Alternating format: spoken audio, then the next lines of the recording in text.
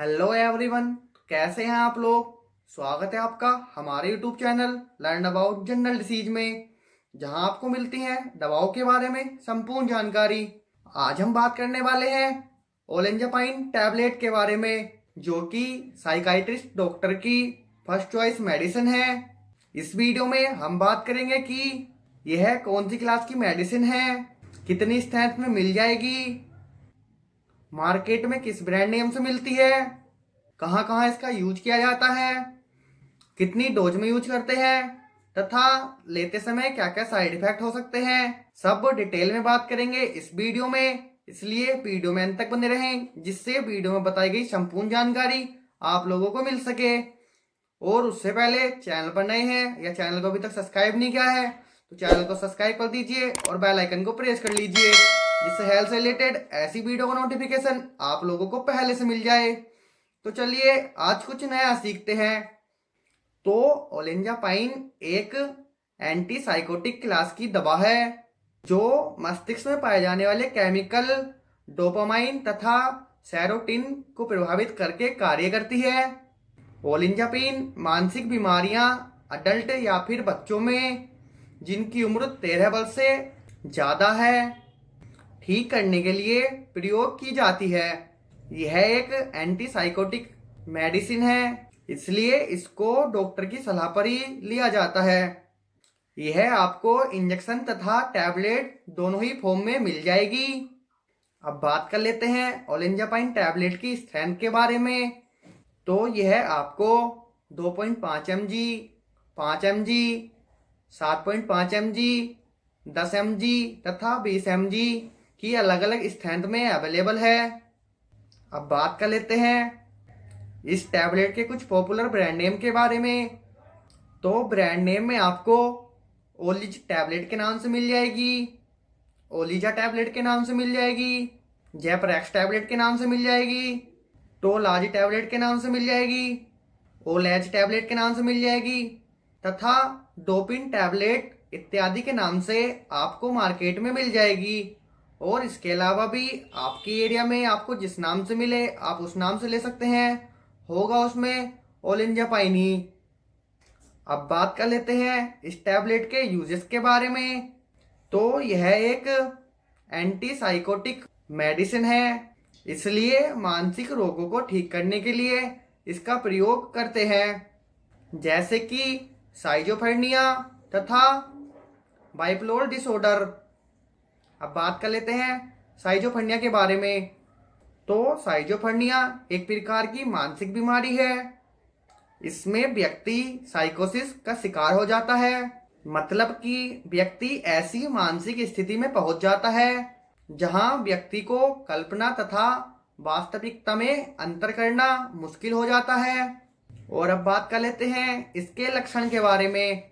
तो पेशेंट को हेलुसिनेशन, जिसको मतिभ्रम या फिर भ्रमित होना कहते हैं, तथा डाई ऑर्गेनाइज थिंकिंग, जिसे हम हतोत्साहित सोच कहते हैं, ये कुछ लक्षण दिखाई देते हैं जिनसे पता चल जाता है कि यह सिजोफ्रेनिया है। अब बात कर लेते हैं बाइपोलर डिसऑर्डर के बारे में। तो इसमें पेशेंट को दोहरी बीमारी होती है, मतलब कई बार पेशेंट डिप्रेशन का शिकार हो जाता है और कई बार पेशेंट एक्साइटमेंट का शिकार हो जाता है।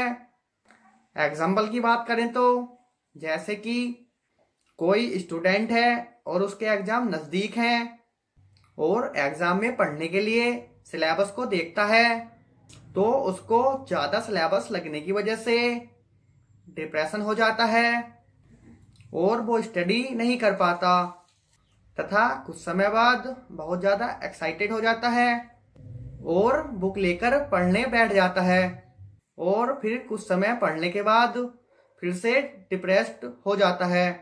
तो इस तरह से उसकी जो कन्फ्यूजन है, जैसे एक्साइटमेंट होना या फिर डिप्रेशन में आना, यही सब लक्षण बाइपोलर डिसऑर्डर के पेशेंट में देखने को मिल जाते हैं।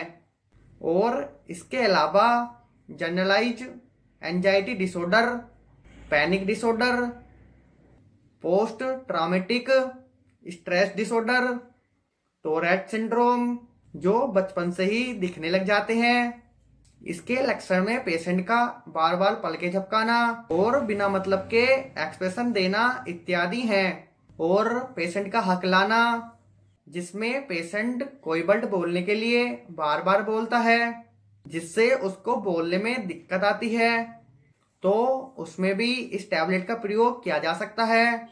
और ऑटिज्म नाम की बीमारी होती है जिसके लक्षण बाल्यावस्था में दिखने लग जाते हैं, जिसमें व्यक्ति बहुत ज्यादा हाइपर एक्टिव रहता है, एग्रेसिव स्वभाव का रहता है तथा अकेले बैठकर खुश रहता है और बातचीत भी कम करता है। तो इस स्थिति को भी ठीक करने के लिए इस मेडिसिन का प्रयोग किया जाता है। और इन सब के अलावा भी इसका यूज आइसोमीनिया, नींद ना आना, नींद आने में कठिनाई होना, एक बार नींद में उठने के बाद फिर से नींद आने में कठिनाई होना, नींद आने में समस्या होना, तो उसमें भी इस टैबलेट का प्रयोग करते हैं। तथा जब कैंसर की कीमोथेरेपी होती है तब पेशेंट को नोजिया वोमिटिंग होने लग जाती है, तो उस समय भी इस टैबलेट का प्रयोग डॉक्टर द्वारा किया जाता है। और अब बात कर लेते हैं इस टैबलेट की डोज के बारे में। तो अडल्ट में 5 से 20 mg की टैबलेट दिन में एक बार देने की सलाह दी जाती है और इसको 2 से 4 हफ्ते तक रेगुलर दिया जाता है। और बाद में डॉक्टर पेशेंट की नीड के अनुसार 5 से 10 mg देने की सलाह देते हैं। अब बात कर लेते हैं इस टैबलेट के साइड इफेक्ट के बारे में। तो साइड इफेक्ट में चक्कर आना, नींद आना, कब्ज, बेचैनी होना, कपकपी आना, वजन बढ़ना, मुंह का सूखना इत्यादि दुष्प्रभाव देखने को मिल सकते हैं। यही कुछ इस टैबलेट की कंप्लीट जानकारी है। और अगर आपके कोई डाउट है तो आप मेरे को कमेंट करके बता सकते हैं, या फिर अबाउट में इंस्टाग्राम का लिंक है, आप मेरे को वहां पे भी एसएमएस कर सकते हैं।